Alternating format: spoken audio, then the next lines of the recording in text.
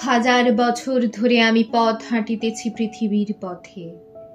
সিংহল সমুদ্র থেকে নিশীথের অন্ধকারে মালয় সাগরে অনেক ঘুরেছি আমি।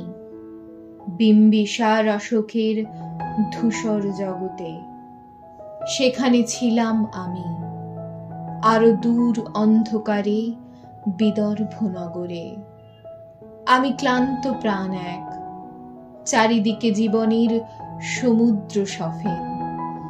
আমারে দুদণ্ড শান্তি দিয়েছিল নাটোরের বনলতা সেন।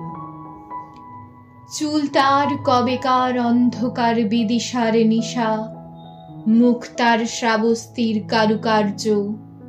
অতি দূরে সমুদ্রের পর হাল ভেঙে যে নাবিক হারায়েছে দিশা। সবুজ ঘাসের দেশ যখন সে চোখে দেখে দারুচিনি দ্বীপের ভিতর, তেমনি দেখেছি তারে অন্ধকারে।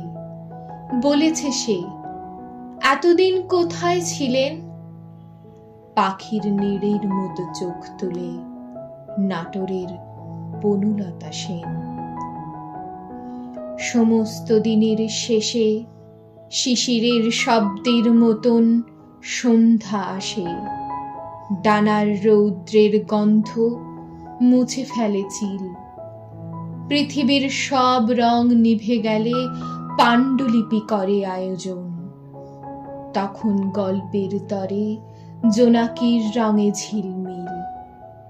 সব পাখি ঘরে আসে, সব নদী ফুরায়, এ জীবনের সব লেনদেন। থাকে শুধু অন্ধকার, মুখোমুখি বসিবার বনলতা সেন।